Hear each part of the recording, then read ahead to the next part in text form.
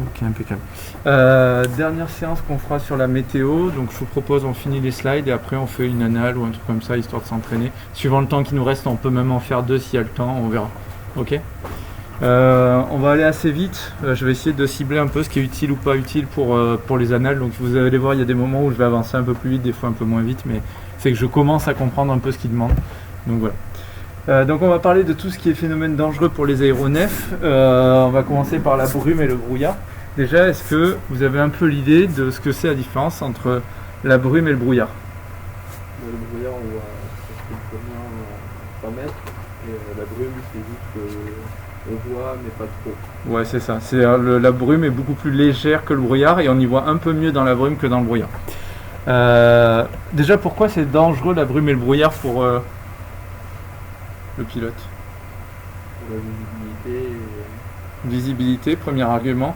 Et une méthode qui refroidit aussi. Exactement. C'est le problème de givrage qu'on verra après. Ok. Mais dans le moteur, comme il y a des accélérations des flux d'air et tout ça, il y a des grosses chutes en température. Et s'il y a déjà beaucoup d'eau contenue dans l'air, ben, ça peut être vite problématique parce que ça peut geler et faire des trucs pas cool pour le moteur. Ok. Qu'est-ce qu'on fait si jamais on se rend compte qu'on a une météo moyenne ou pas terrible? C'est quoi les solutions? Est-ce qu'on tente et on voit si ça s'améliore? Non. Il y a quoi comme possibilité du coup? On a nul, je pense. Alors, soit on fait demi-tour, ok. Alors, si on est déjà parti, hein. Je suis en vol et je me rends compte que la zone devant moi, elle va être brouillageuse. Comme on a bien préparé son vol et qu'on a trouvé des aérodromes à proximité au cas où, on s'arrête dans l'aérodrome. Ok, on se déroute en fait. On change de route, c'est-à-dire qu'effectivement, si jamais j'ai pas de choix, je peux soit recalculer un nouvel itinéraire qui évite les perturbations. Ça, c'est une possibilité. Le problème, c'est toujours pareil, hein, c'est que la perturbation, ça dépend, on ne sait pas vers où elle va évoluer. Donc, il ne faut pas prendre de risques, il faut faire des gros détours, mais dans l'idée, on va dire qu'on peut contourner dans certains cas. Sinon, soit on atterrit sur un aérodrome qu'on avait déjà préparé au cas où, soit on fait un demi-tour si on n'est pas trop loin du point de départ. Ça dépend toujours des conditions, ça dépend de plein de choses, hein, mais voilà un petit peu l'idée. Ok, très bien.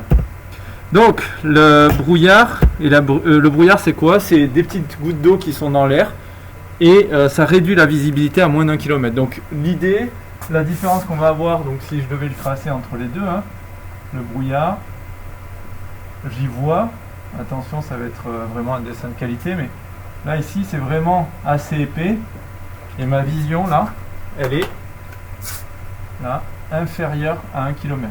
Ok? Voilà un petit peu pour le brouillard. La brume, elle, c'est plus léger. Ouais, c'est bien dessiné. J'espère que vous appréciez la qualité. Environ, hein, on y voit, mais à un peu moins de 5 km. Alors ça, encore une fois, hein, c'est pas des valeurs, ça veut rien dire en valeur pile. C'est pas pile poil à 5 km et j'y vois plus rien. C'est un ordre de grandeur qui vous permet de comprendre et de retenir. Donc ça, c'est la brume. Ok. Il faut avoir les ordres de grandeur de ces deux trucs-là. Ok. Voilà. Dans quel cas je vais avoir du brouillard? Est-ce que vous vous souvenez un petit peu de l'histoire de la saturation de l'air, tout ça? Quand il fait froid la nuit, du coup. Ouais. Alors, qu'est-ce qui se passe quand la température diminue? C'est ce qu'on avait dit la dernière fois, c'est que l'air contient déjà de base une certaine quantité d'eau. L'air qui condense. Alors, ça c'est un autre phénomène. La condensation, c'est la transformation d'un gaz en liquide ou en solide. Donc ici, c'est pas ça, c'est que la masse maximale qu'elle peut recevoir d'eau va diminuer quand la température diminue. Donc en proportion, il y a un moment où, hop, si ça diminue trop, ben, on est arrivé à 100% d'humidité dans l'air et donc du coup à ces moments-là on va avoir des choses comme ça. Ouais. C'est des bords. Ouais, c'est l'idée de s'arrêter des bornes. Ok. Donc à quel moment on va avoir ça? Soit c'est quand la température diminue. Quand la température diminue, ça diminue la volume total de la boîte en gros. Hein. Soit quand la pression augmente. Ça revient au même. Quand on vient de tasser entre guillemets. Hein. Ouais. Entre gros guillemets. Ouais, je suis désolé, ça vibre. Je peux rien y faire. Toujours pas. Voilà. Soit quand il y avait déjà une forte humidité de base. C'est-à-dire que s'il y avait déjà beaucoup d'eau dans l'air, ça va en plus aggraver le phénomène. D'accord ?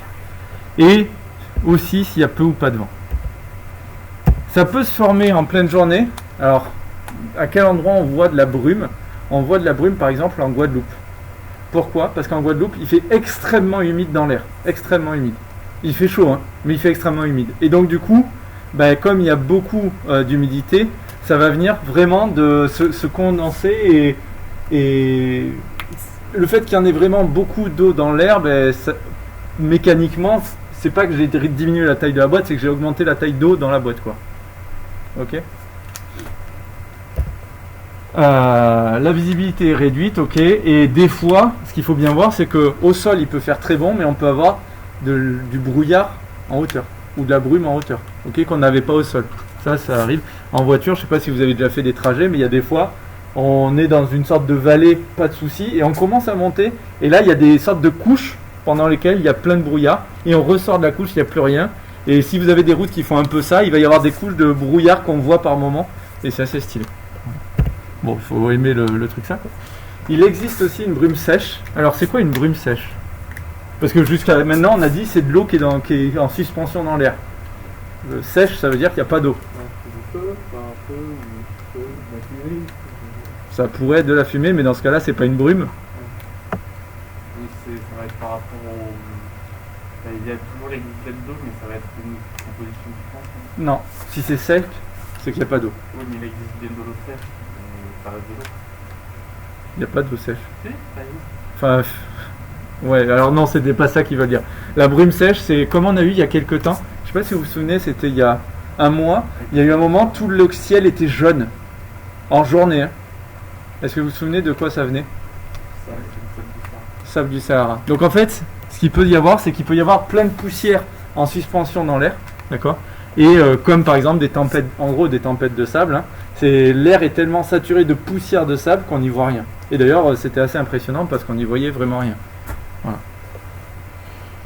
Maintenant, truc à retenir, sur les cartes météo, comment c'est représenté? La brume, elle est représentée par 2 traits. Le brouillard est représenté par 3 traits. Ok? Donc ça, c'est à connaître par cœur. Ça peut être demandé. D'accord? Et on verra des cartes qui le montrent. Ok? Donc ça, ces 2 symboles-là, je ne sais pas si on les voit au tableau. Oui, on les voit. C'est bon. Ça, c'est à retenir. D'accord? Voilà. Donc, ici, le brouillard, il peut apparaître de plusieurs manières. D'accord? On l'avait dit hein, avec les augmentations, avec les trucs comme ça. Donc, premièrement, ce qu'on appelle le brouillard de radiation, c'est quoi? C'est que quand il n'y a pas de vent et que la température chute rapidement, qu'est-ce qui se passe? En fait, ça va charger l'air qui était déjà humide. Et comme la température diminue, voilà. Ok? Et quand il se dissipe, ce brouillard, il peut donner naissance à des stratus. Pourquoi? Parce que en fait, qu'est-ce qui se passe? C'est que quand il va se dissiper, ça veut dire quoi? C'est au moment où il disparaît. Sauf que l'eau, elle fait quoi? Et bien en fait, quand il va disparaître, le brouillard, c'est pourquoi? C'est parce que on a réaugmenté la taille de la boîte. Si on a réaugmenté la taille de la boîte, c'est souvent que ça a chauffé en fait. Si ça a chauffé, qu'est-ce qu'elles vont faire mes particules? Elles vont avoir tendance à monter et donc du coup venir s'installer à d'autres températures d'équilibre. Ce qu'on avait vu la semaine dernière, c'est que quand elle est plus chaude que l'air autour d'elle, va monter. Voilà. Et à un moment, elle va se stabiliser. Et le fait qu'elle se stabilise à d'autres endroits, ça peut donner naissance à des stratus. Voilà un petit peu l'idée. Maintenant, donc là on avait parlé, premier type de brouillard. Donc ça, il faut le brouillard de radiation. Ça, il y a des questions sur les différents types de brouillard. Okay. Donc, il faut savoir un peu ce que c'est les grands types de brouillard. Deuxième type de brouillard, le brouillard d'advection.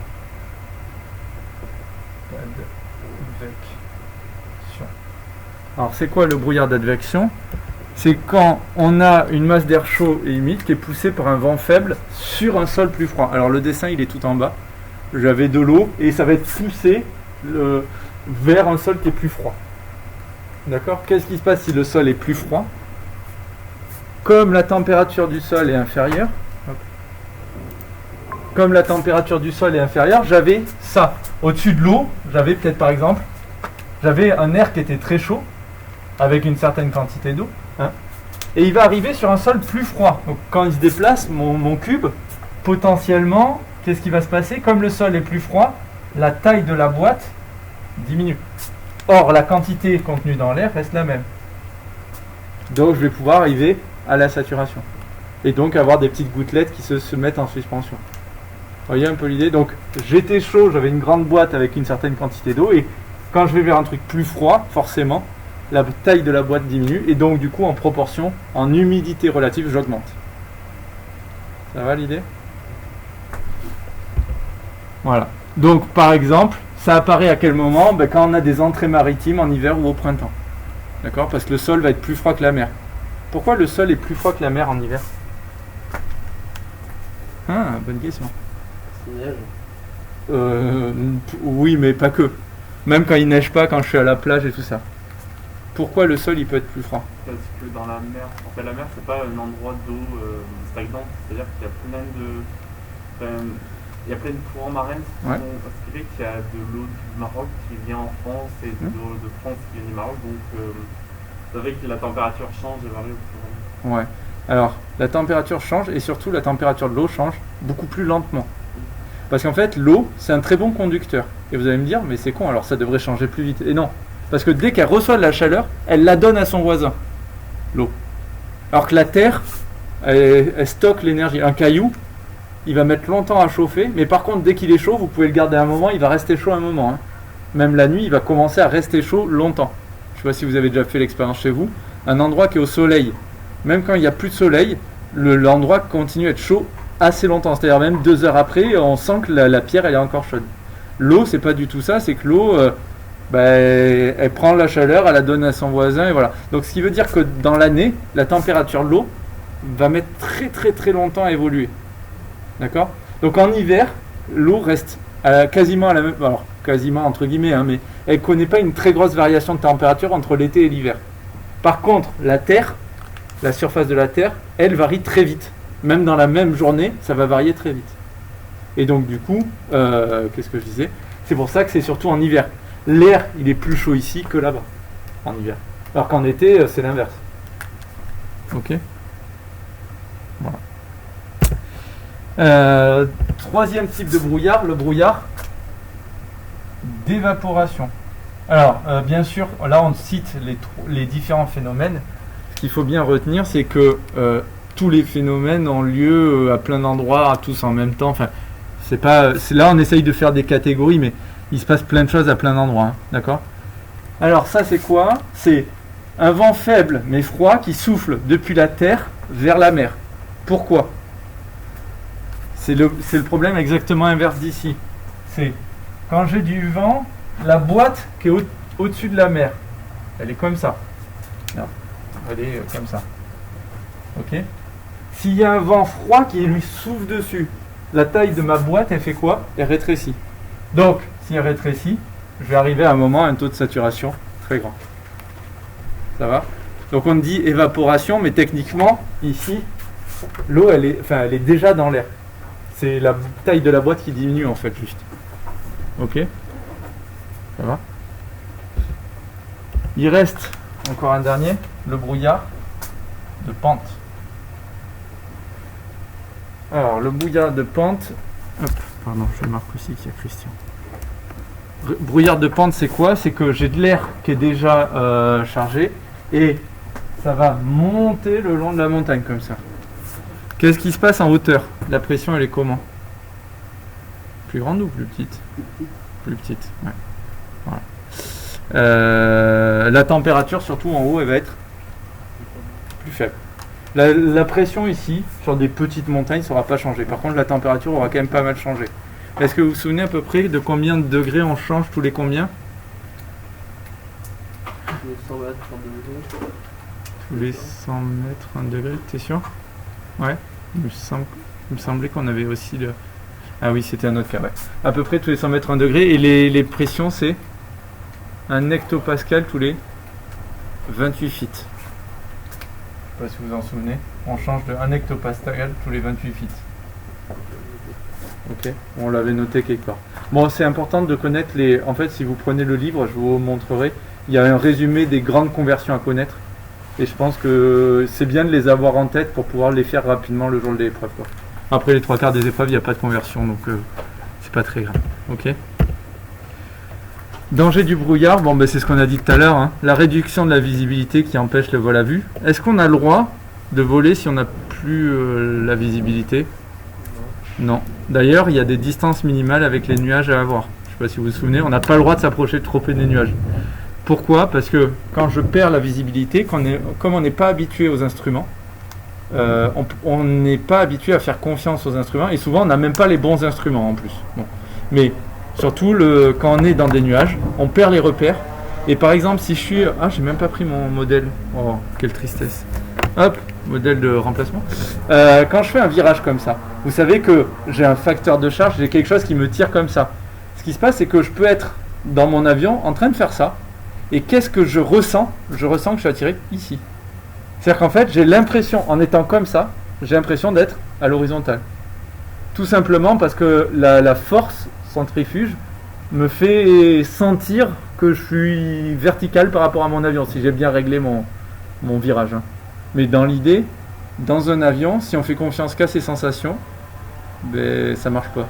Il y a trop de phénomènes en jeu et c'est pas des phénomènes auxquels on est habitué. Donc on peut pas juste piloter aux sensations comme ça quand on n'a pas la visibilité. Voilà. Donc quand on n'a pas la visibilité, on fait demi-tour, on s'arrête, on descend et voilà. Voilà. Et en plus, si on perd en visibilité, c'est-à-dire en distance, imaginez, j'ai une montagne ici. Bon alors si j'ai 5 km pour réagir, ça va. Si la montagne elle est à 150 mètres devant moi, ça va vite 150 mètres en avion. Voilà, trop vite. Donc du coup on peut ne pas éviter. Vous pourrez regarder sur YouTube, on trouve des tonnes de vidéos de mecs de vol à vue qui sont arrivés dans des nuages pour s'amuser ou involontairement. Et on voit à un moment, alors on voit oui et non, mais il y en a plein qui mettent la GoPro. Et on voit qu'à un moment, l'avion, si on regarde les instruments, l'avion il se retrouve comme ça, il se retrouve comme ça. Quand on regarde vraiment l'horizon artificiel, on le voit. Et là on se dit, c'est bizarre qu'il réagisse pas, c'est juste que le mec, en sensation, il a l'impression d'être encore tout droit. Et au moment où il sort du nuage, et là il se rend compte qu'il est comme ça, et là c'est la cata quoi. Parce qu'il faut qu'il réagisse très vite, il faut qu'il arrive à redresser, sauf que souvent l'avion a peut-être commencé déjà à se mettre dans une position qui va vriller ou qui va faire des trucs pas cool, et c'est la tristesse. Voilà. Enfin surtout pour eux du coup. Et dernier truc, on en a parlé tout à l'heure, si le brouillard il est givrant, ben, on peut avoir des problèmes parce que le givre peut se faire dans le carburateur, peut se faire à plein d'endroits et là c'est pas cool parce que c'est la mécanique qui risque de prendre cher et quand la mécanique commence à prendre cher on peut plus rien faire quoi. Voilà. Donc ça c'était le premier problème. Bon, brume et brouillard ça va? Il n'y a pas grand chose à dire. Il faut connaître ces types là. Ok. Donc c'est important, il y a eu des questions sur on vous montre une photo, on vous dit ça. Quel type de brouillard c'est? On vous propose les 4. Donc il faut savoir faire la différence entre les 4 types de brouillard. Okay. Le givre, c'est quoi? En fait, le givre, c'est de la glace qui se forme à la surface du sol ou des objets. Ce que je vous propose, c'est d'aller vous montrer directement à quoi ça ressemble. Hop. Voilà à quoi ça ressemble.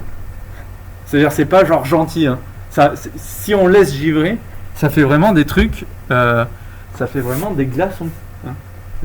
Vraiment. D'accord. Et suivant ce que c'est comme type de givre, ça peut s'appliquer. Vous voyez ici, ça s'applique sur complètement toute l'aile. Alors, c'est principalement bord d'attaque, mais pas sur un petit endroit. C'est vraiment sur toute la surface, quoi. Ça s'est réparti. Ok. Et voilà un petit peu l'idée de ce que ça peut faire le givre. Est-ce que j'ai une autre photo encore? Ouais.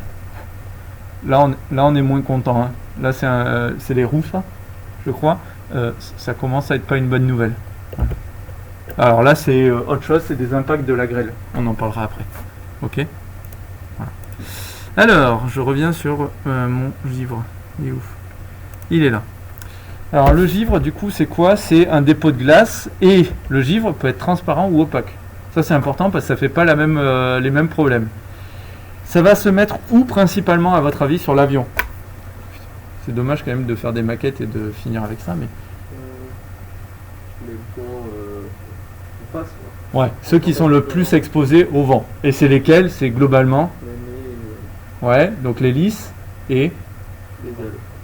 Et ça s'appelle comment? Bord d'attaque. Le bord d'attaque de l'aile, principalement. Bien sûr aussi le bord d'attaque des empennages et tout ça, hein. Mais principalement c'est sur ça. Voilà. Et du coup, ils sont toujours notés sur les cartes météo. Et ils sont évalués en fonction de leur intensité. Ça, c'est à connaître aussi. Donc, je vous avais dessiné tout à l'heure brume et brouillard. Et bien, le givre, les 3 symboles qu'il faut connaître, c'est givre faible, givre modéré, givre intense. Ça, c'est pour le givre. Ok? Brume, brouillard, givre. Alors, je dis pas dans les annales, j'en ai fait que 2 et j'ai pas vu ça comme question encore sur ces trucs-là. Mais bon, sur les cartes, c'est sûr qu'il faut savoir les lire parce qu'il y en a plein. Ok. Ah, pardon, je me suis mis devant.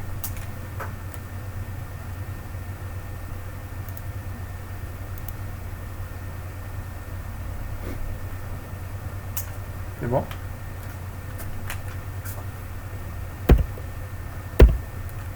Dans quoi on trouve des conditions faibles de givrage?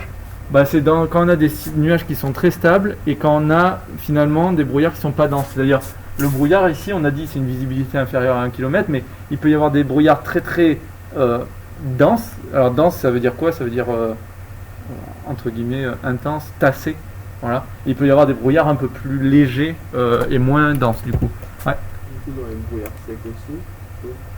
Alors, dans les brouillards secs, vu que c'est lié à la poussière, t'as pas le risque de givrage lié à l'humidité en fait. Le risque de givrage, c'est quoi? C'est que l'eau qui est contenue dans l'air passe sous forme solide. Ok? Donc de la solidification. Ok? Ou de la condensation solide. Ouais. Je vois dans le brouillard sec, du coup, vu que l'air il est saturé de poussière, l'eau aussi elle sature un peu ou pas? Non, non, pas trop.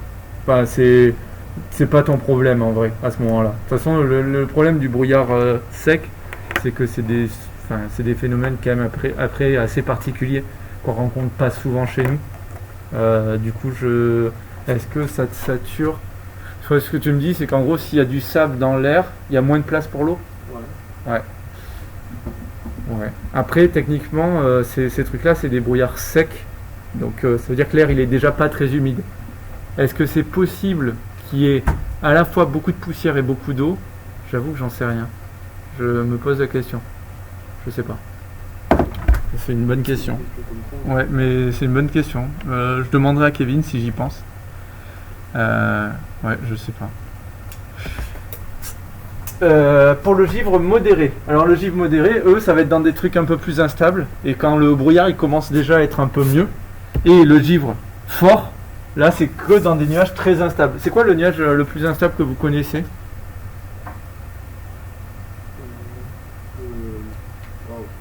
Le grand. Ouais, le grand en forme de cheminée, ouais.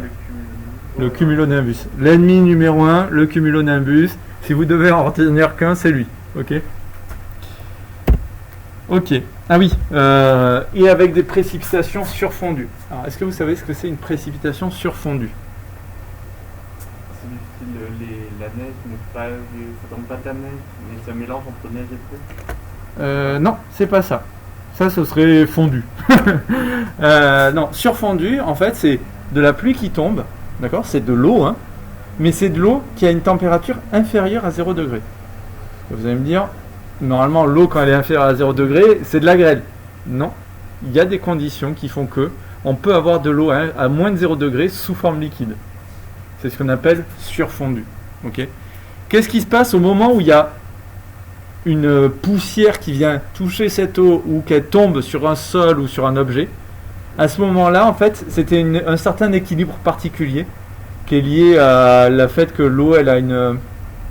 Alors, je vous explique pas, on s'en fout, c'est trop théorique. Bref, quand l'eau va avoir une impureté ou un changement de condition, donc par exemple un impact ou une impureté, qu'est-ce qui va se passer? À ce moment-là, elle va se dire, oh putain, en fait, je suis en dessous de 0, et là, bam, elle se transforme en glace. D'accord? Donc, les précipitations surfondues, c'est que ça tombe de l'eau, mais au moment de l'impact, ça se transforme en glace. Parce que la température est inférieure à 0 degré. C'est vraiment le pire cas, parce qu'on a l'impression qu'il pleut, mais en fait, ça se transforme en glace à l'impact, donc ça va venir épouser tous les trucs, et ça va coller à tout ce que ça a touché, quoi. Donc c'est vraiment la dèche la plus ultime. les précipitations surfondues. Comment se forme le givre? Alors, plusieurs possibilités. Hein.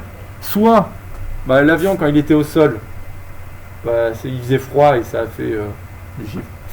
Comme le matin, quand vous allez démarrer la voiture, s'il faisait un peu froid, c'est givré de partout. Voilà. Ça, c'est la première possibilité. Soit, en gros, il va se poser sur les parties froides de l'avion, de l'air. Donc l'air, quand il arrive, il va toucher ces parties froides. Comme c'est froid, qu'est-ce qui va se passer? L'eau contenue dans l'air va venir se solidifier. Donc si je rentre dans un brouillard avec un avion, mon avion, il n'est pas réchauffé naturellement, sauf sur les gros avions, mais sur les petits coucous, c'est pas réchauffé. Et du coup, si mon métal est plus froid que mon air, au moment où l'air touche le métal, ça réduit la température, et au moment où ça réduit, ça gèle. Ça givre, pour être exact. Ok? Autre possibilité, les gouttelettes d'eau qui forment les nuages se solidifient. Voilà. Bon, dans tous les cas, nous, on n'a pas le droit de rentrer ni dans le brouillard, ni dans la brume, ni dans les nuages, donc ça règle la question pour nous. Mais dans l'idée, voilà comment ça marche. Ok. Le givre, il est classé selon 2 critères, son intensité et son aspect. D'accord? Souvent, c'est lié ensemble, mais voilà. Donc là, c'est pareil, il y a quelques noms particuliers. Alors, ils sont assez marrants. Il y a la gelée blanche. Alors, c'est quoi? C'est que la gelée blanche, on va avoir l'air qui était déjà chargé en eau et ça va passer directement en solide. Ok. Donc ça va être plutôt au sol et en vol hors nuage. C'est gênant parce que ça, même sur le pare-brise directement, ça se solidifie. On va avoir une couche de givre sur le pare-brise et en plus, est-ce qu'on y voit à travers? Pas vraiment. C'est un peu blanc. C'est blanchâtre. Voilà, c'est un peu opaque. Donc ça va donner un aspect un peu flou à tout. Voilà. Ensuite, le givre blanc. Là, le givre blanc, c'est quoi? Il y a des petites gouttelettes qui sont déjà à une température très légèrement négative. Et au moment où l'avion les touche, c'est ce que je disais tout à l'heure, hop, elles se transforment en glace. Ça aussi, c'est emmerdant. Ça, c'est dans les nuages qui sont instables. Et le dépôt, il peut aller très vite. Parce que comme on avance, on se prend plein de gouttelettes qui sont dans l'air. Et chaque petite gouttelette se transforme en glace sur glace sur glace, ça va vite. Ok. Et on peut vite avoir des problèmes. Un qui est très dangereux, c'est le givre transparent. Alors pourquoi il est dangereux? Parce qu'il est transparent. Vous allez me dire, s'il est transparent, on y voit. Oui, mais du coup, il n'est pas dangereux pour notre visibilité. Il est dangereux pour le moteur. Parce que, comme il est transparent, nous, visuellement, on n'a pas l'impression que ça givre. Ouais. Même si ça givrait sur le pare-brise, on ne le verrait pas. Par contre, dans le moteur, que ce soit du givre transparent ou pas transparent, ça ne change rien. L'air qui rentre dans le moteur, au moment où il givre, ça fait des morceaux de givre. Et du coup, le moteur, qu'il soit transparent ou pas, ça va quand même ralentir son efficacité, voire faire des morceaux qui vont directement dans les parties pas cool. Ok. Toute la partie compresseur, tout ça, voilà. Ok. Dans la chambre de combustion, s'il y a des morceaux de glace, c'est pas ouf. Voilà. Le givre transparent, c'est surtout dans des milieux instables. Hein, voilà. C'est lent et c'est dangereux parce que on s'en rend pas compte en fait. Alors on va s'en rendre compte si on écoute son moteur, si on est habitué à écouter son moteur. On va l'entendre doucement tout sauter, peut-être un peu. Mais comme c'est lent, on s'en rend pas compte du tout. Et ça peut être dangereux parce que ça peut arrêter le moteur sans qu'on soit rendu compte qu'il y avait un problème de givre. C'est-à-dire qu'au moment où le moteur il est pété, le réchauffage carbu il sert plus à rien quoi. Hein. Si le moteur est pété, le moteur est pété. Et ça, du coup, c'est dangereux ce genre de givre. Ça va ? Il y a 2 moteurs, non ? Il n'y a pas 2 moteurs. Il y a 2 types il y a 2 bougies qui vont faire l'allumage pour chacun des pistons. Non mais 2 moteurs, je veux dire, des fois sur certains avions. Ah oui, sur certains avions, il y a 2 moteurs et certains avions peuvent fonctionner avec un monomoteur. Vous avez le super film qui s'appelle comment d'ailleurs ? Sully, ouais. Sully que je vous conseille, qui est trop top. Voilà, et en fait, on se rend compte qu'il avait qu'un seul moteur, il a fait des choix, enfin, c'est trop stylé quoi. Voilà, bref. Tout ça pour dire quoi ? Je sais plus. Oui, des avions qui ont plusieurs moteurs peuvent s'en sortir. Un monomoteur, s'il a plus de moteur, il a plus de moteur. Hein. Voilà. Et là, c'est la tristesse encore une fois. Sans moteur, un avion, ça vole un peu moins bien. On peut faire un peu de planer, mais par contre, on peut faire un peu de planer quoi. Ça s'arrête là. Le verglas. Le verglas, c'est un type de givre. Ok. C'est quoi ? C'est la pluie ou une bruine surfondue à l'impact. D'accord? Donc attention, c'est pas pareil que celui-là. Celui-là, c'est vraiment quand on est en milieu nuageux instable et qu'on va se prendre l'eau qui est en suspension. Là, c'est une pluie ou une bruine et c'est au moment où ça touche le sol. Ok? Ou l'avion. Mais c'est vraiment le verglas, ça va être vraiment ça va se faire sur toute la surface, alors que l'autre, ça va se faire surtout en face, quoi. Ok? Voilà. Et l'épaisseur, encore une fois, ça peut être très vite très important, ben forcément, hein, dès qu'il commence à pleuvoir, dès qu'il commence à pleuvoir, il commence à pleuvoir, et si ça gèle au fur et à mesure, ben ça va très très vite. Donc les effets des givrages, ça a un effet sur la cellule et les moteurs. C'est quoi la cellule? Là où on est. D'accord. Ouais, c'est ça. En gros, l'ensemble du fuselage avec les ailes. Est-ce que vous vous souvenez, alors c'est une vraie question, je me souviens plus de la réponse, de l'endroit où l'aile est attachée au fuselage? Ça s'appelle... Est-ce que c'est pas l'empennage? Non. Ah ben non, ça c'est... Non, je suis con. Comment ça s'appelle? Je sais plus. Bonne question, merci de l'avoir posée. Bon, bref. Tout ça pour dire que, qu'est-ce qui se passe quand ça givre? Ben, le givre, il va avoir des effets mécaniques sur tout le truc. Déjà, sur les ailes, ça peut les alourdir, ça peut faire des trucs comme ça. Et ça peut aussi avoir des déformations des matériaux. Ok? Donc, voilà. Si on a un givrage faible, c'est pas très grave. Qu'est-ce qu'on fait? On a le réchauffage carbu. Est-ce que vous vous souvenez de ce que c'est le réchauffage carbu? Et on envoie l'air faire un tour autour du moteur. Ouais, c'est ça. C'est au lieu de prendre l'air extérieur qui va venir alimenter pour faire l'explosion dans le moteur, on utilise de l'air qui est autour du moteur qui est déjà un peu réchauffé. Alors on l'utilise avec une pompe, hein, et on vient pomper cet air-là pour venir le réinjecter dans la chambre de combustion. Ouais, bien vu. L'inconvénient, c'est quoi? Ben, c'est qu'on perd un peu des tours moteurs. L'avantage, c'est qu'on injecte de l'air chaud, donc c'est quand même mieux parce que ben, on a une température interne qui est un peu moins descendue. Voilà. Ok. Givrage modéré. Alors, givrage modéré, c'est-à-dire sur les ailes, sur les gros avions, hein, pas sur les petits coucous, il y a des dispositifs de dégivrage des ailes, de dégivrage des bords d'attaque. En gros, imaginez, ils ont mis des radiateurs, c'est un peu ça l'idée, quoi. Ils dégivrent un petit peu au fur et à mesure, et si c'est pas très fort, bah, s'ils arrivent à le dégivrer plus vite que le givre se fait, très bien. Ok. Bon, givrage fort, par contre, là, faut pas abuser, hein. Même eux, ils peuvent rien faire. Ok. Sur la cellule, ça a quoi comme effet? Bah, déjà, l'avion, il a un certain équilibre aérodynamique, c'est-à-dire que il y a son poids ici, sa portance ici, etc., etc. À partir du moment où il va y avoir du givrage qui se fait, par exemple, un peu plus à l'avant qu'à l'arrière, ça peut avoir un effet de déséquilibre complet de l'appareil.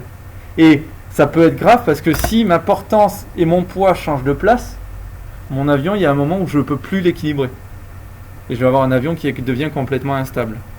Voilà. Avec un couple à piquer tout le temps ou à cabrer tout le temps, voilà, dans l'idée. Et en plus, bah, du coup, la masse, il faut bien voir que les appareils sont faits pour un certain poids total. Et mécaniquement parlant, les attaches, si on dépasse la force qui s'exerce sur certains endroits, bah, ça tient plus, quoi. Ouais. Aussi, ça déforme le profil aérodynamique. En gros, si je viens faire mon aile qui était très bien dessinée par un ingénieur qui a passé 10 ans à dessiner cette aile-là, bon, mieux que moi, hein. Mais dans l'idée, s'il y a un morceau de glace qui vient se rajouter et que ça fait un boudin comme ça, le mec, il a bossé pour rien, quoi. Parce que là, aérodynamiquement parlant, ça pue, hein. Ça va pas être terrible. Pire, si c'est un givrage qui vient au-dessus, ça peut faire des boudins comme ça. Et là, on a vraiment des pertes de performance. Et donc, notre avion vole moins bien. Aérodynamiquement parlant, ça commence à être compliqué, quoi. Ça peut en plus nous tuer tout ce qui est les sondes. Alors, est-ce que vous vous souvenez de ce que c'est la sonde Pitot? Oui. Tout le monde? J'ai pas besoin de refaire un dessin de qualité? À l'aile ou pas, en fait. Ouais, donc j'ai l'avion, mon super avion qui est comme ça. Ici, il y a un petit tube qui est là, qui prend l'air de devant, c'est ce qu'on appelle la pression.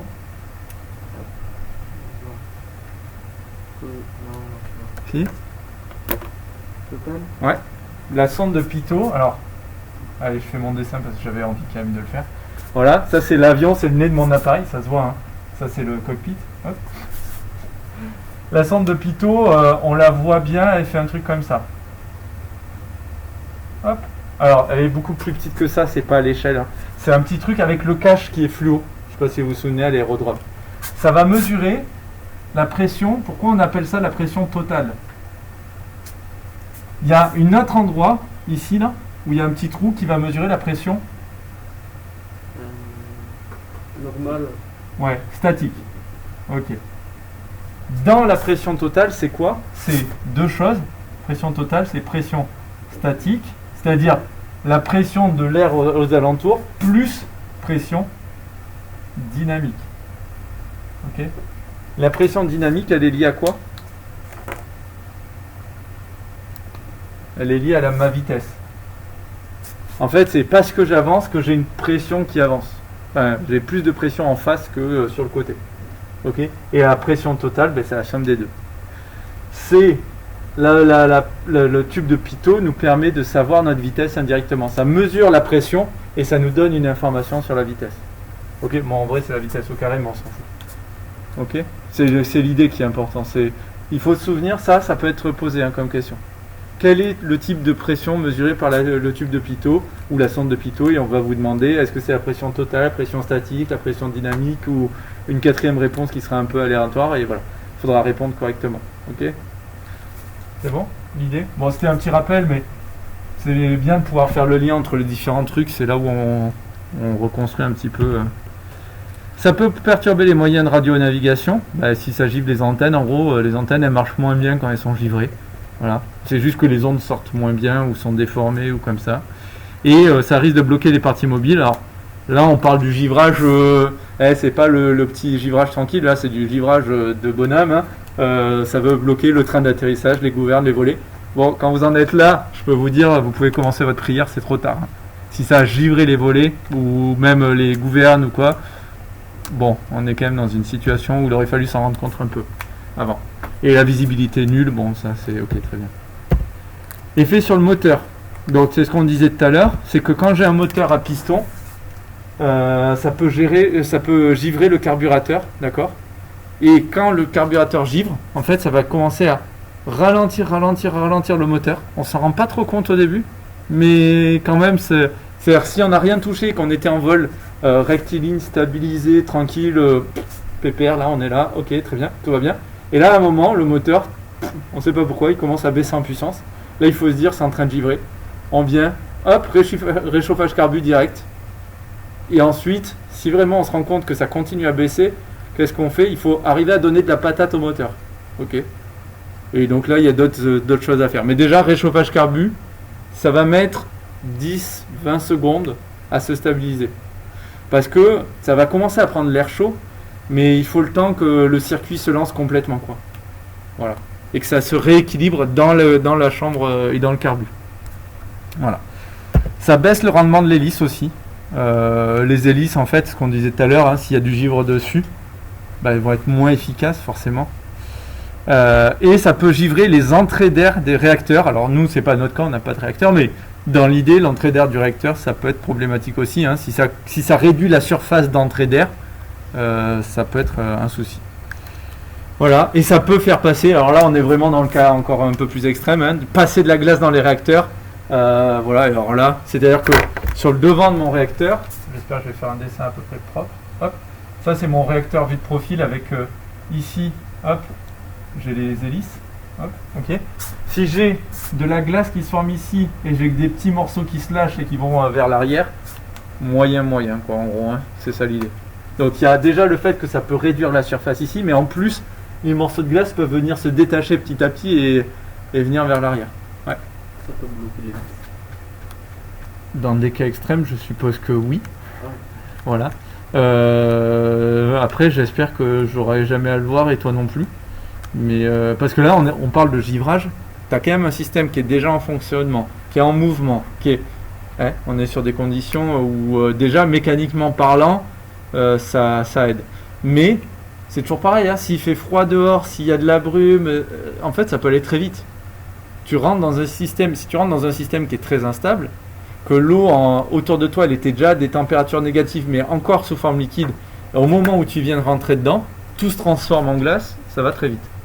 Donc voilà. Mais normalement, nous en VFR, on est censé être un peu à l'écart de ça théoriquement parce que on va toujours essayer d'être dans des conditions loin de tout ça. Déjà parce qu'on n'a pas les moyens de s'en sortir, on n'a pas de réchauffage des ailes, on n'a pas tout ça, donc voilà. La meilleure solution, c'est de l'éviter. Bon, ça résume bien ce que j'ai essayé de dire, hein.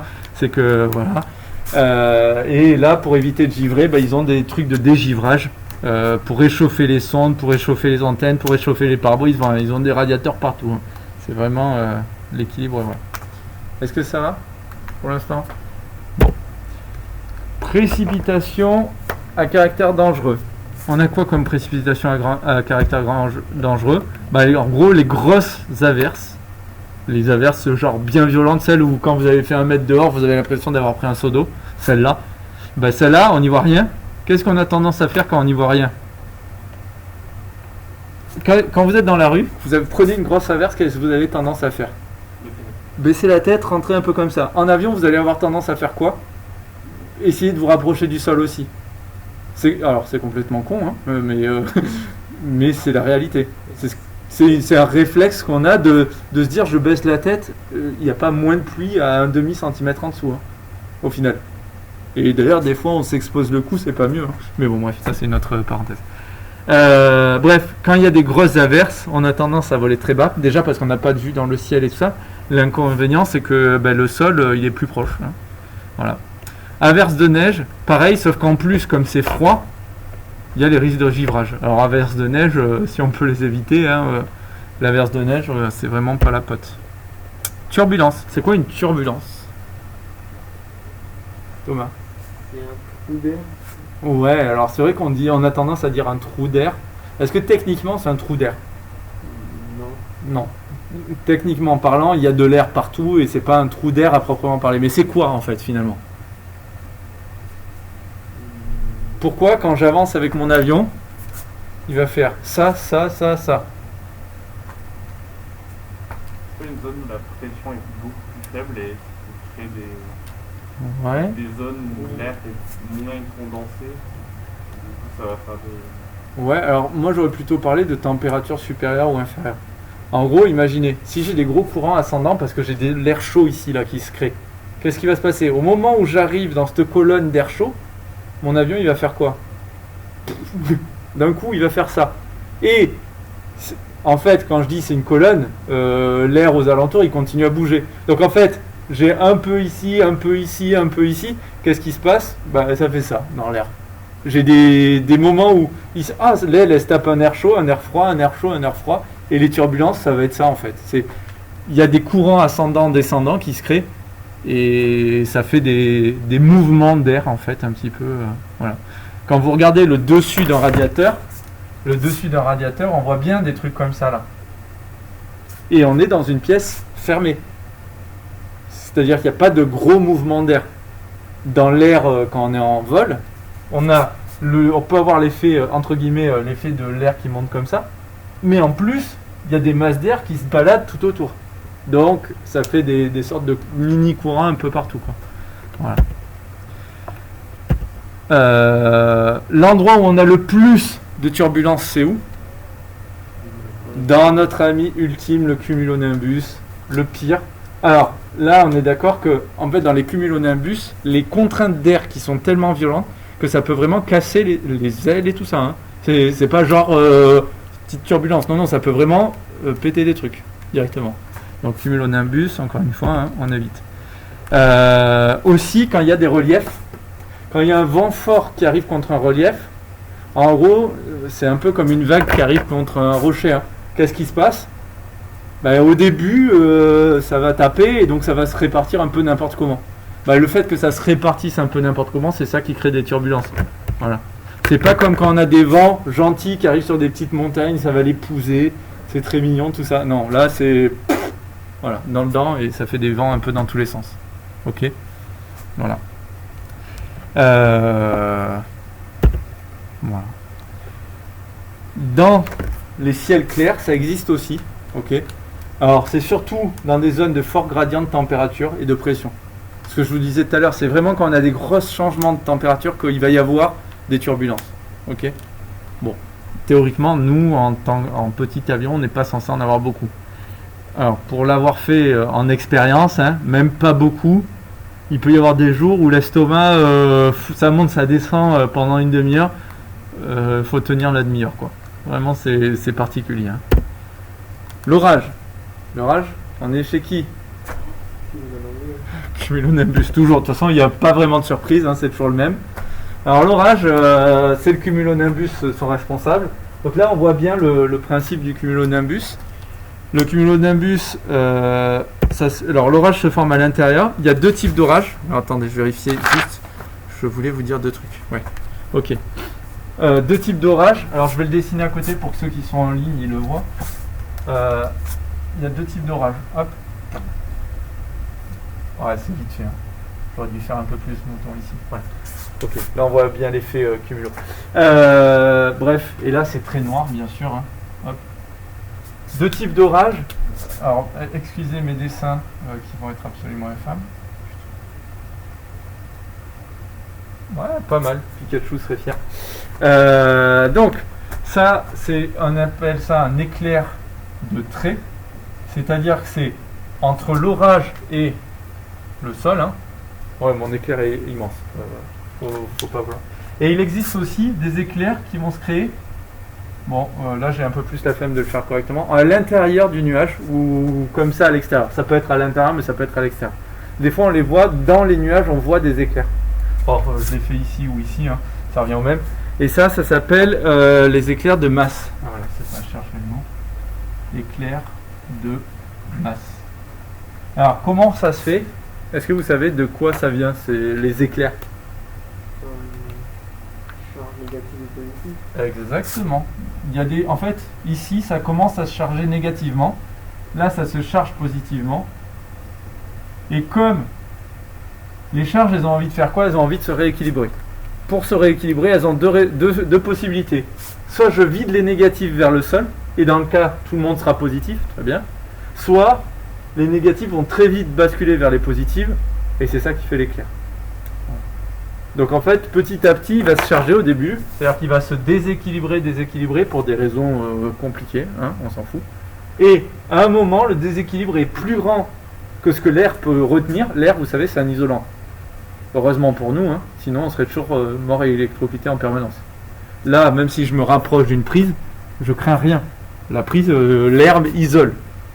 Ok? Mais l'air isole jusqu'à un certain moment. Si je mets un générateur entre... Wow, putain, mon générateur, c'est vraiment délicieux comme dessin. Si je mets un générateur entre deux pointes, il se passe rien. Donc je suis à 20 volts. Et si je commence à être à 10 000 volts, suivant la distance entre mes deux pointes, il peut y avoir quoi? Un arc. Il peut y avoir un arc.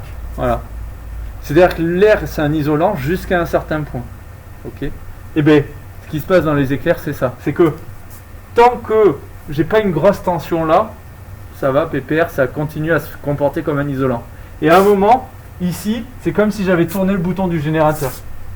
À un moment, c'est tellement déséquilibré que j'ai un gros générateur ici, et il a deux solutions, soit passer par là pour se rééquilibrer, soit passer par là directement. Et l'air devient à ce moment-là conducteur. Ok? Voilà. Oui, pardon. À l'intérieur de ces nuages-là, il y a énormément de vents qui se font, de grêle, de neige, à l'intérieur, c'est vraiment la fête. Hein. C'est le pire endroit de la Terre. Faut pas y aller. Ok? Voilà un petit peu l'histoire du cumulonimbus. Est-ce que ça va pour tout le monde, ça? Ouais. Bon. Et l'orage? Ben, l'orage, c'est ce qu'il y a en dessous, c'est ce qu'on a dit. Hein. Ils ont tendance, quand il fait très chaud l'été, on a des orages l'été, beaucoup. Hein. Je sais pas si vous avez déjà remarqué que les orages, c'est pas que au printemps ou à l'automne, on en a beaucoup l'été. C'est pas les mêmes. Et surtout, ils sont surtout en fin d'après-midi parce que les conditions météo, bon, il y a plein de raisons à ça, on va pas se détailler ça, d'accord? C'est surtout quand le sol a été chauffé. Et voilà. Les orages, ils sont aussi quand il y a des fronts froids. Vous vous souvenez que comment ça se passe la perturbation? Je ne sais pas si vous vous souvenez. On avait parlé des fronts chauds, des fronts froids. si je fais ça, est-ce que ça c'est un front chaud ou un front froid? Front chaud. Ouais, c'est des petits soleils qui nous réchauffent. Ok. Front froid, mais Et ça?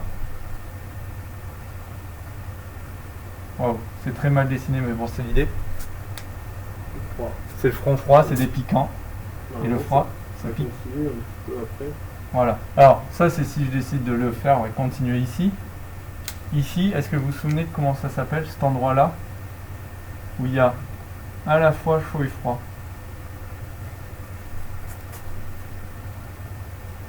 C'est ce qu'on appelle l'occlusion. Ok.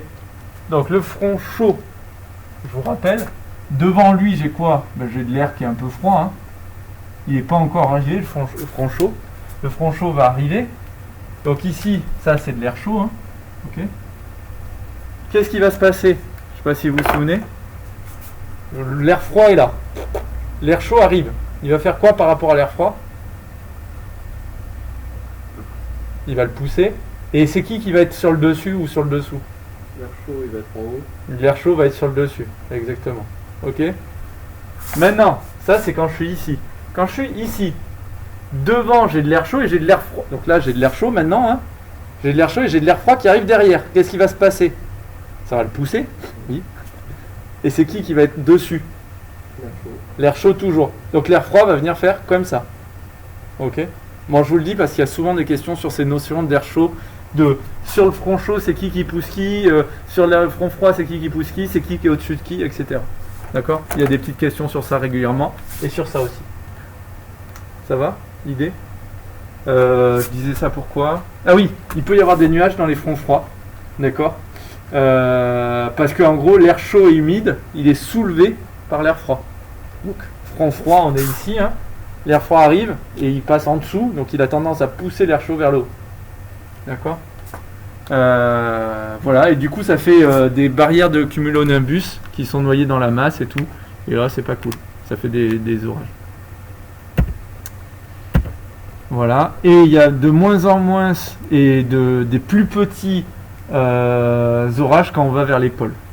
D'accord? Me demandez pas pourquoi, enfin, techniquement, au pôle il y a une raison, c'est qu'il n'y a pas assez de chaleur pour qu'il y ait des cumulonimbus. Voilà, merci. Il fait trop froid, merci, au revoir. Allez. C'est quoi l'ennemi du cumulonimbus? C'est le froid. Ok. Voilà. Alors, il y a un truc particulier qu'il faut que vous rappeliez, c'est que les nuages, quand il pleut, qu'est-ce qui se passe? Ils fondent. Perdu. Les nuages classiques, quand il pleut, c'est juste que il y a de la saturation, il y a de l'eau qui est apportée en permanence au nuage. D'accord? Par exemple, c'est passé au-dessus d'une étendue d'eau où il faisait humide ou des trucs comme ça. Et l'eau, en fait, ça dépasse la quantité qui peut être stockée dans le nuage et ça déborde. Mais ça ne vide pas le nuage. D'accord? Le seul qui se vide, c'est le cumulonimbus. En gros, lui, c'est tellement le bordel, il y a tout qui explose en même temps. Et lui, il se vide. Enfin, il se désagrège pour être exact. Mais c'est le seul nuage qui se vide. Les autres nuages ne se vident pas. D'accord? C'est important à retenir ça. Ok? C'est en gros les autres nuages ils se régénèrent, mais lui, comme c'est le bordel et que c'est vraiment le bordel, une fois que ça commence, il va jusqu'au bout et voilà quoi. Il fait le harakiri des nuages. Et les cumulonimbus ou les orages vont de quelques minutes à quelques dizaines de minutes, d'accord? Voilà. Et c'est dangereux. Alors, ce qui est dangereux, c'est tout ce qui est les précipitations, l'eau, la glace, tout ça. Est-ce que l'électricité, enfin les éclairs, sont dangereux pour les avions? Ah, j'ai dit oui, j'ai dit non. Moi, je dirais non. Ça dépend en théorie ou en pratique. En théorie, c'est pas censé. En théorie, électriquement parlant, si je suis pas relié au sol, ça va juste augmenter mon potentiel, mais ça va rien faire. Ça, c'est la théorie de l'électricité qui nous dit ça. En pratique, on est sur des décharges qui sont très courtes, très intenses, et donc ça peut temporairement décharger pas au même endroit le même composant à la même vitesse. Et si je charge une patte plus vite que l'autre, ça veut dire que là, c'est comme si je l'avais branché à un très gros générateur. Et en fait, théoriquement, si tout le monde se chargeait instantanément de la même façon, ça ne serait pas un problème. Mais en pratique, comme les chemins électriques, il y en a certains qui sont un peu plus longs que d'autres, ben si ça arrive plus vite ici qu'ici, c'est comme si j'avais attrapé un gros générateur. Et là, le composant, c'est merci, au revoir, quoi. Voilà. Ouais. Alors, en plus, il y a ce problème-là, c'est que un courant fort qui se met dans un métal ou dans un élément conducteur va chauffer. Heureusement, c'est comme ça que marche l'induction, par exemple. Vos casseroles, elles chauffent parce qu'il y a un courant qui est créé dans la casserole. Effectivement, ça peut chauffer très fort. Je ne sais pas si vous avez déjà vu des forges à induction. Bon, là je sors un petit peu du bélier, mais c'est pas grave. C'est qu'en gros, on utilise une très grosse bobine comme ça. Et on va venir mettre le métal qu'on veut faire fondre au milieu. Et en fait, ici j'ai un courant qui crée un champ magnétique dans le métal qui est là. Et dans le métal, donc là c'est un courant alternatif, dans le métal ça va créer des petits courants. Et ces petits courants vont faire chauffer mon métal. Voilà, bon, vous regarderez forge sur YouTube, vous verrez des forges à induction. C'est assez stylé à voir. On chauffe le métal sans le toucher. Voilà. Ouais, c'était une parenthèse. Je sais plus ce que je disais. Donc il y a la neige et la grêle. Voilà. Les grêlons, ils peuvent être tout petits, mais les grêlons, ils peuvent être pas tout petits du tout. Hein. À Figeac, c'était il y a un an, on a eu des grêlons, c'était presque des balles de tennis. Hein. Ça a été méchant. Heureusement, c'était pas très long, mais ça a fait mal. Hein. Voilà. Bon, là, ils ont fait une petite blague, c'est que ça fait des dégâts comme des projectiles de DCA. C'est quoi DCA? C'est l'anti-aviation en fait. Ok. C'est comment on appelle ça? Les munitions anti-aviation. Ok. Voilà. Ok. Bon. Ça je vous l'ai dit. Ah oui. Le phénomène lumineux, ça s'appelle l'éclair ou la foudre. Par contre, le son qu'on entend, c'est le tonnerre. Ok. Vous savez, bon, rien à voir avec... il n'y a pas de calcul sur ça, mais vous savez un peu les vitesses entre les deux? La lumière, je pense que c'est... Enfin, beaucoup. Ouais, beaucoup. Est-ce que quelqu'un... 300 000 km/s. Alors, ouais. Alors, effectivement, moi j'ai tendance à le donner comme ça. 3 10 puissance 8 mètres par seconde. Sinon, 300 000 km par seconde, effectivement. Et le son, c'est 300 mètres par seconde. Ouais, 340 mètres par seconde. Petite différence entre les deux. Ok. C'est pour ça souvent qu'on voit l'éclair avant qu'on l'entende. Enfin, on voit l'orage avant qu'on l'entende, pour être exact. Ok. D'ailleurs, il y a une technique de scout qui permet d'estimer la distance. On compte le nombre de secondes, on divise par je sais plus combien, et ça nous donne la distance de l'orage. Donc ça c'est marrant, ça s'appuie sur ça quoi. Le fait que ce soit pas la même vitesse visuellement et auditivement. On regarde l'éclair, on compte le nombre de secondes jusqu'à ce qu'on entende le tonnerre, et par un petit calcul on peut savoir la distance. Voilà. C'est une estimation, mais c'est une estimation qui marche plutôt bien. Ça peut être pratique pour savoir à quelle distance est l'orage et estimer un petit peu comme ça, même en avion du coup, à quelle distance c'est. Voilà, bon ça je l'ai expliqué. Oui. Dans l'avion, on entend le tonnerre. Sincèrement, j'ai pas été en avion quand il y avait un orage. De toute façon, théoriquement, on va essayer d'éviter d'être dans un avion quand il y a un orage. Je sais pas, c'est une bonne question. Beaucoup de bruit, hein. On vit pas de Ouais. Ouais, alors on a le casque qui déjà fait un peu anti-bruit. Plus on a la radio qui rajoute un bruit de radio, mais même avec ça on entend quand même un peu le moteur, on entend quand même des petites choses. Donc je suppose que si on entend le moteur, on doit entendre un petit peu le tonnerre, mais je sais pas, ça il faudrait demander à Kevin pour voir. Il pourrait peut-être dire parce que je sais pas. C'est une bonne question, tiens. Bref, on vole pas sous un cumulonimbus. Tout ça pour ça. Ça aurait pu être résumé un peu joli. Allez, on fait la dernière partie de ce module que vous ne voyez pas ici, qui est là. C'est l'information aéronautique. Donc, c'est-à-dire les cartes spécifiques qu'on va retrouver avec les annonces spécifiques qui sont importantes à comprendre. Ok ? J'en ai pas vu beaucoup dans les annales. J'ai vu quelques petits trucs que je vais vous expliquer, mais pourtant, il me semble que c'est important de l'avoir compris. Le METAR, c'est le truc le plus important. C'est ce qu'on appelle la météo d'arrivée. D'accord ? Les aéroports, alors pas tous, à l'Hivernon ils ne le font pas, mais les aéroports Rodez, Brive, etc. ont publié des métards. D'accord? Donc si vous voulez, je vous en montrerai un tout à l'heure, on ira sur le site et on peut voir le métard publié par l'aérodrome. Ok? Le métard nous donne de manière codifiée, dans un certain ordre bien spécifique, tout un tas d'informations qui nous servent pour à l'arrivée. Par exemple, la température d'arrivée, est-ce qu'il y a des vents, la direction du vent, c'est important, la direction du vent, ça aide un peu, hein. Est-ce qu'il y a des rafales, est-ce qu'il y a des nuages, s'il y a des nuages, à quelle distance, quelle hauteur, etc., etc. Donc il y a quand même tout un ensemble d'infos qui arrivent, pardon, tout un ensemble d'infos qui nous permettent d'avoir tout ça. Donc là ici on nous précise tout ça. Donc ce que je vous propose, plutôt que de prendre ça où on voit rien, on va prendre un message et je vais vous l'expliquer, ce sera le plus simple. Exemple de méta, ça. Ok. Donc je vais l'écrire à côté et on va le débriefer ensemble. Ok. Ce sera le plus simple. Ok. Hop. Je regarde juste jusqu'où on y voit sur mon tableau. Là on y voit jusque là et là on y voit jusque là. Ah, j'avais bien réglé mon écran ça. Ok.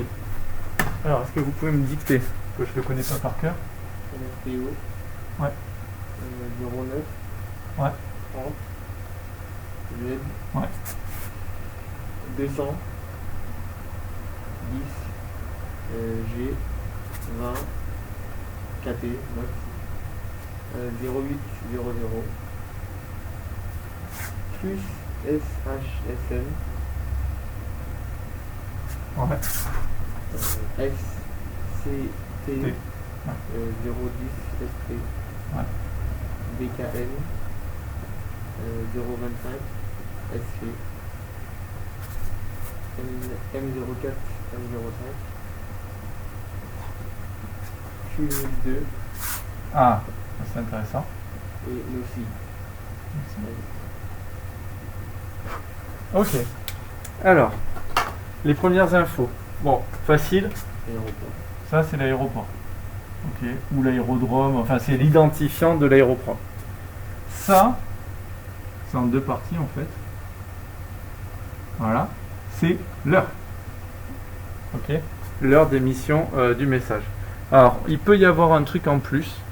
Je vais le mettre devant. Je vais rajouter des trucs potentiellement en plus. Il peut y avoir par exemple le 15 devant. Ça, ce serait le jour du mois. Ok. Il peut y avoir le jour du mois en plus. Ça dépend des messages. Le Z, c'est juste pour dire que l'heure, elle est en heure UTC. D'accord? C'est quoi l'heure UTC? C'est l'heure du pays. Non. C'est l'heure universelle. Pardon. Désolé. L'heure universelle. Donc par exemple en France, il est actuellement 16h16, mais l'heure universelle, comme on est en GTM plus 1, c'est 15h16. Ok. Donc on parle en heure universelle. L'avantage c'est que ça ne dépend pas du pays du coup. Ok. Ensuite, là ici, alors, il y a un indice déjà. C'est quoi? Note. Ok. Donc ça veut dire quoi? Ça, c'est la direction. Et là, c'est la vitesse du vent. Ok. Alors, de 10 à 20 nœuds de vent qui viennent de la direction 200. Ça va? Ok. Qu'est-ce qui me manque? 800, c'est la visibilité. On y voit à 800 mètres. Ok. SHSN, alors là c'est pareil, je vous le montre, je ne les connais pas tous. Il y a des trucs à connaître apparemment. Si je prends le tableau, on a un tableau ici, voilà. Mon tableau, alors je vais le montrer à l'écran, mais voilà. De toutes les significations, de tous les petits trucs, etc. Donc là voilà, il y a un tableau compliqué. Hop, je ne vois pas très bien ce que je fais, mais... Voilà, ok. On a plein de trucs. Donc si je regarde SHSN, ce que c'est, SH, averse, ça veut dire shower, d'accord? Hop. SN, snow. Donc là, il y a des risques d'averse. J'ai perdu mon stylo bleu. Donc ça, c'est shower. Ça, c'est snow. Donc il y a des risques de neige et des risques d'averse. Ok. Ensuite, ça, c'est plus facile. Ça veut dire scattered. Scattered. Oui, je sais, j'espère que vous aimerez. C'est quoi la traduction française? Je me souviens plus. Épars, voilà. C'est des nuages épars qui sont de type ici ST, est-ce que vous savez? Stratus. Ah, putain, ça va faire stratus, ok. Et ça c'est leur hauteur, ok. Voilà. Donc là ils sont à 1000 feet, 100 feet, pardon. J'ai dit combien? Je rajoute 2 zéros. Non, 1000, pardon, je suis con. 1000 feet, je rajoute 2 zéros derrière. Comme quand on fait les niveaux de vol, les FL. Donc là c'est pareil, ils sont à 1000 feet. BKN. Broken. Ok. En français. C'est ouais, mais là le type de fragmenté en français. Les nuages on dit qu'ils sont fragmentés. Ça veut dire quoi? Esquinté ou broken? Vous vous souvenez, on l'avait vu? Non, c'est pas ça.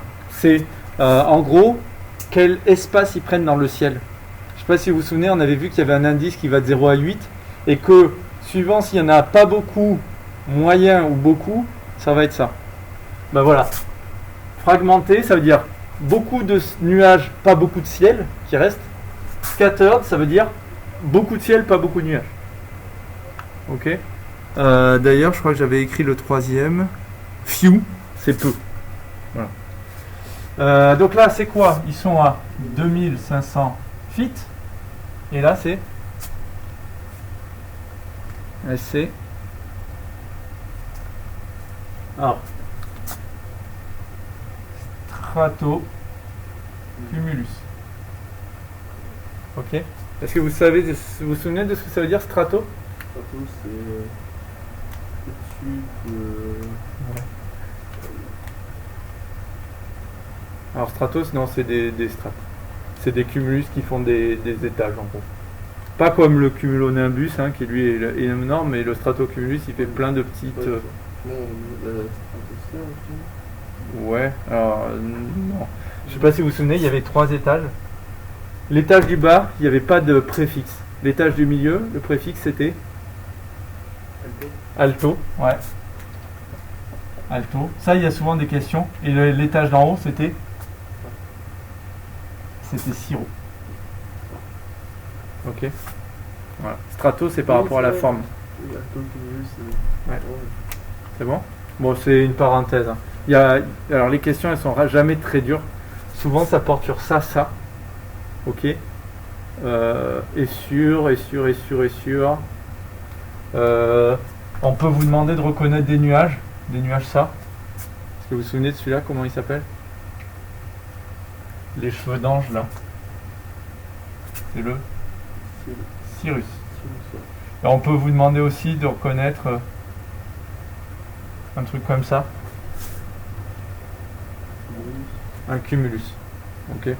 Globalement, ça et puis après l'ami de tous les amis. Hein. Hop. Voilà. Cumulonimbus.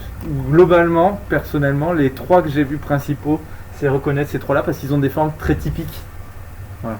Je dis pas qu'il peut pas y avoir les autres, je dis juste voilà ce que j'ai aperçu pour l'instant dans les annales, mais je les ai pas toutes faites, donc je peux pas jurer qu'il y aura que ça. Quoi. Mais bon, si déjà vous connaissez ces 3 plus ça, on est déjà pas trop mal. Ok.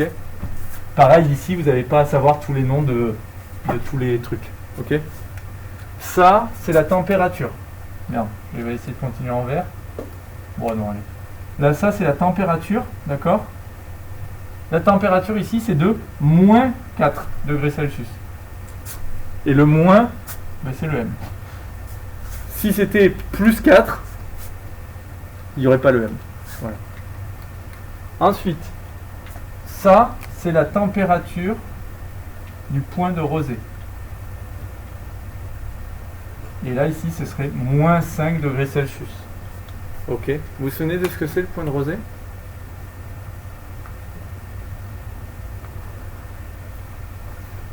Non? Le point de rosée, c'est le moment où l'eau, elle passe de gazeux à liquide, où il va y avoir après des risques de givrage, etc. Ok? Donc, Voilà. Qu'est-ce qu'il y a d'autre? Q, 1002. C'est la pression. Ouais. Et ça s'appelle comment?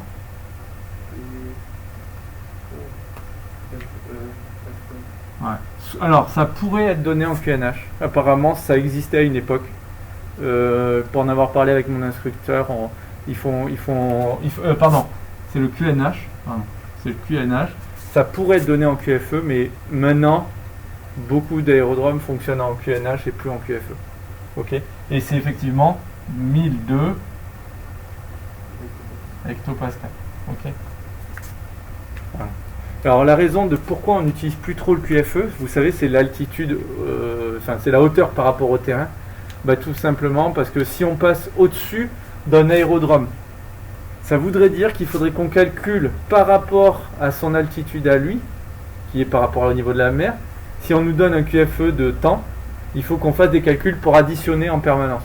Alors si on nous donne le QNH il est déjà pré-réglé au moment où on part, et on a déjà la même référence que l'autre aérodrome. Donc on n'a pas besoin de recalculer. Et tous les obstacles sur les cartes, ils sont donnés en quoi? Ils sont donnés en QNH. Donc, si on est en QNH dès le début, on est tout le temps à l'altitude et non pas à la hauteur. Voilà. Ok?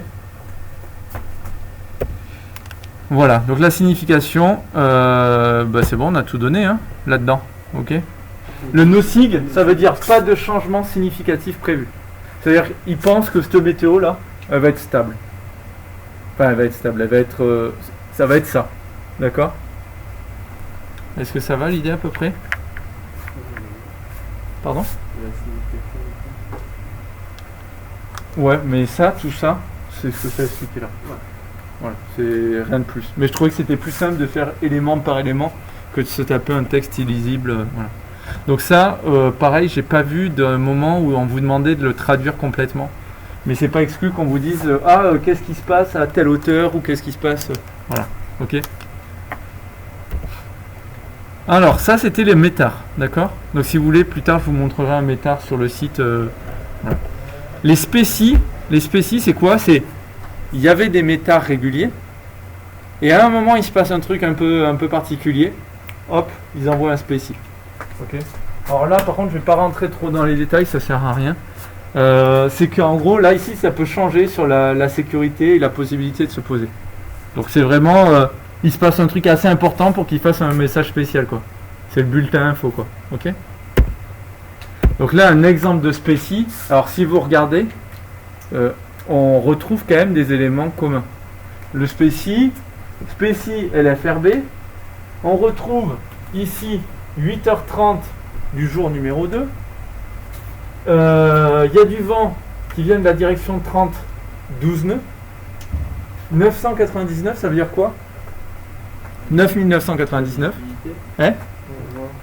On y voit aussi loin qu'on peut, quoi. Ou en tout cas, plus que 10 km.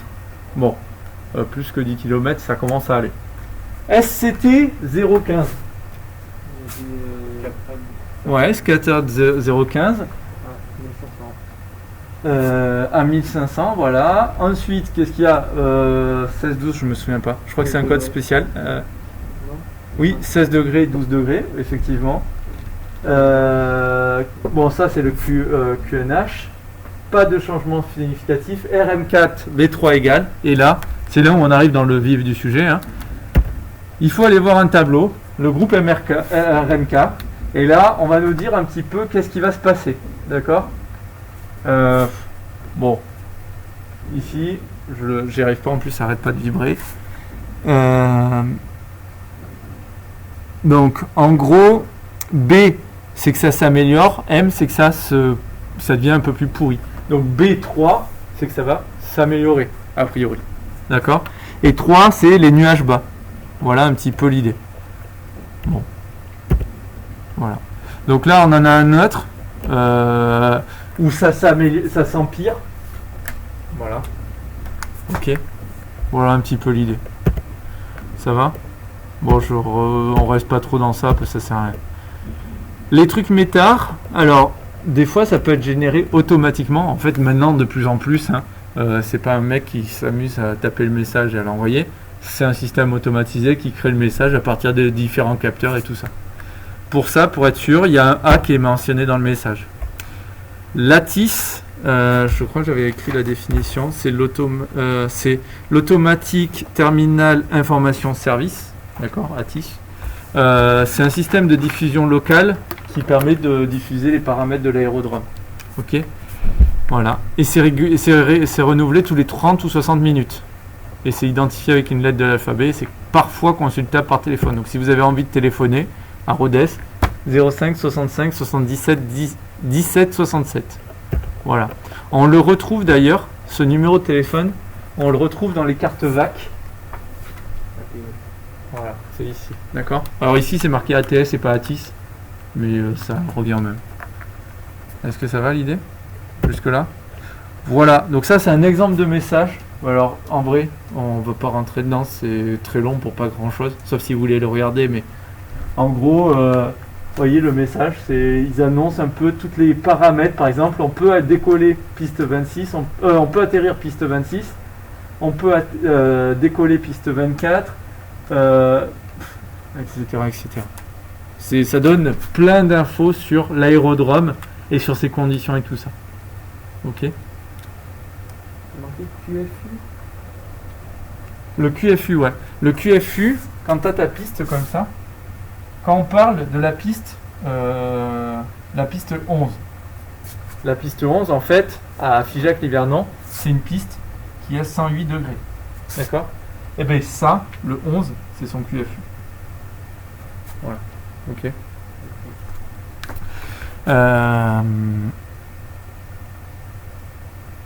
Voilà. Je sais plus ce que je disais. Bon. C'est bon. Donc ça, c'était les infos météo. D'accord? Ça annonce la météo actuelle. Mais il y a aussi des messages qui annoncent des tendances. Voilà. Et on va pas aller beaucoup plus loin que ça. Donc, à la suite d'un métard, il y a souvent une truc de tendance. Alors, la différence du métard et de la tendance, le métard, il est envoyé à une heure donnée qu'on précise. D'accord? Mais la tendance, c'est comme c'est une projection. Suivant si on est très sûr de la projection ou pas, enfin très sûr, ceux qui font les messages, pas nous, mais ils annoncent de quand à quand c'est possible leur tendance. Vous voyez? Ils disent ça va être possible sur 2 jours. Voilà un petit peu, ce message-là, il va être possible à peu près pour 2 jours. D'accord? Ça donne la plage horaire, voire les rythmes, etc. Alors là, il y avait des audios, mais qu'on n'a pas. Ici, qu'est-ce qu'on voit?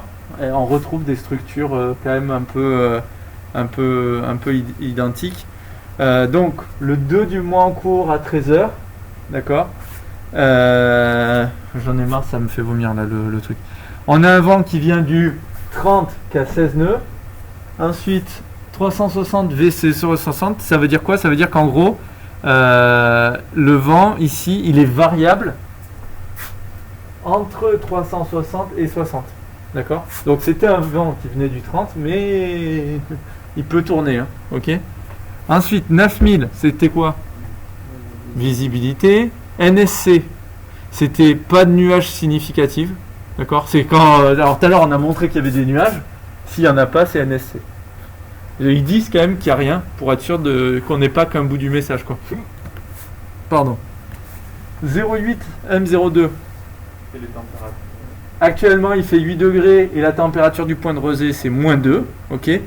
On a un QNH de 1026 et pas de changement significatif prévu. Ok. C'est bon. Voilà un petit peu l'idée. Les TAF, c'est un autre type de prévision. Donc là, nous, on avait parlé des TAND. Et il y a les TAF, terrain, aérodrome, forecast. Forecast, c'est quoi? Prévision. Ok. C'est prévisions sur le terrain d'arrivée et c'est des messages qui font des prévisions établies pour des périodes, etc., etc. Donc là, c'est encore une fois, ça va dire qu'est-ce qu'il prévoit pour quand et voilà. Donc là, un exemple, c'est ça. Alors, qu'est-ce qu'ils font? Ils prévoient quoi, quand, pourquoi? Alors, l'aérodrome, on est le 2 du mois, il est 11h, hein, et il prévoit pour du 2 du mois à midi jusqu'au 3 du mois à 18h. Il vous annonce pour quand il prévoit. Ok. Et après tout le reste, je sais pas si vous voulez revenir dessus, mais on retrouve globalement la même chose. Il y a un mot-clé qu'on n'avait pas, celui-là, c'est le mot becoming. En fait, on avait un vent qui venait du 20 avec des rafales de 15 à 25, avec une visibilité de 8000 sans nuages particuliers. Ça deviendra, ça va aller vers quoi? J'étais ouf, putain, c'est perturbant.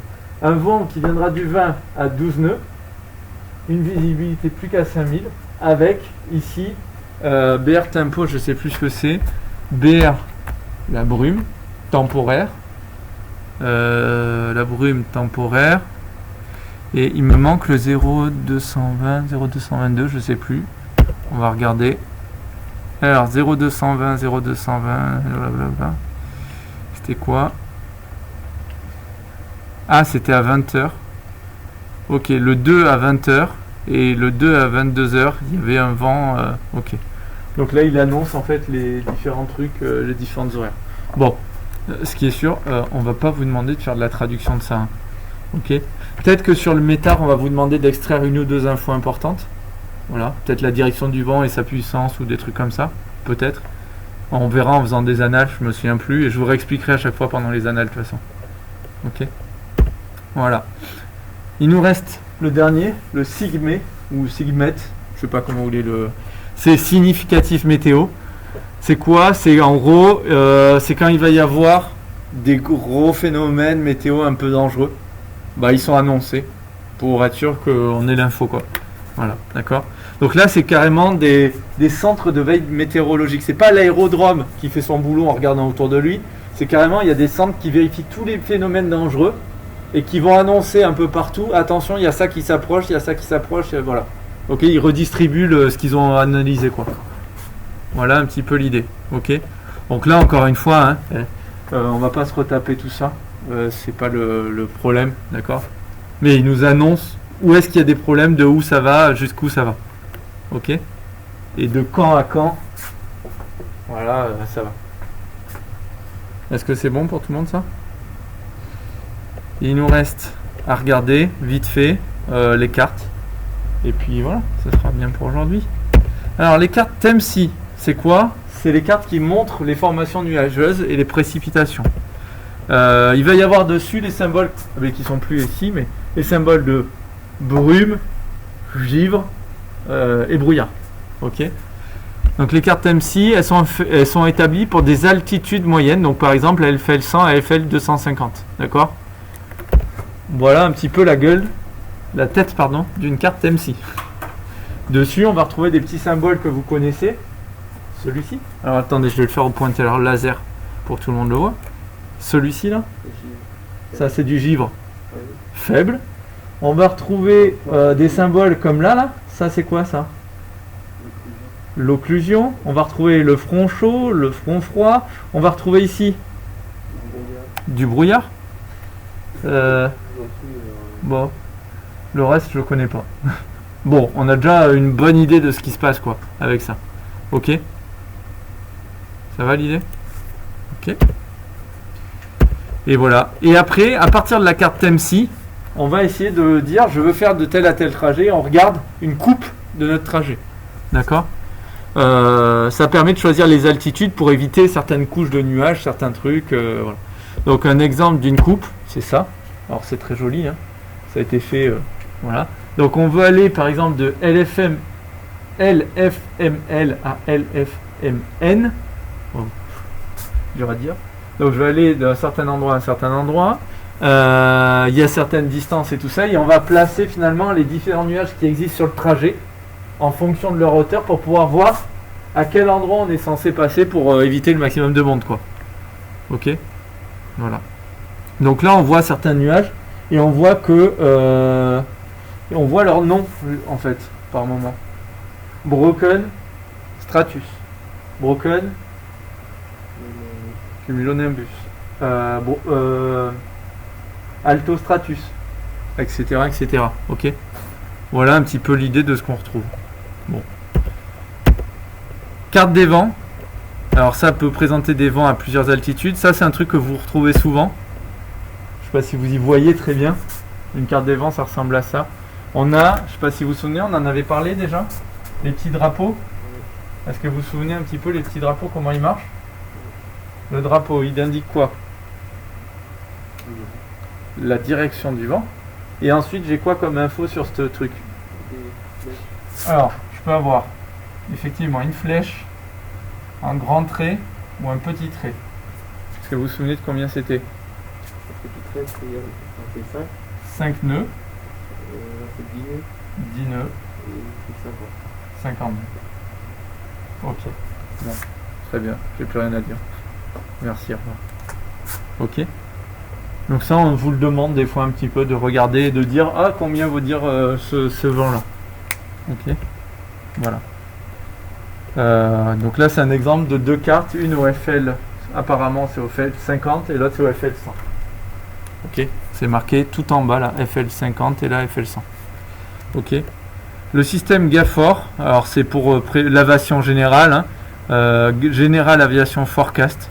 En gros, il découpe la France en zones qui sont quasiment stables entre elles.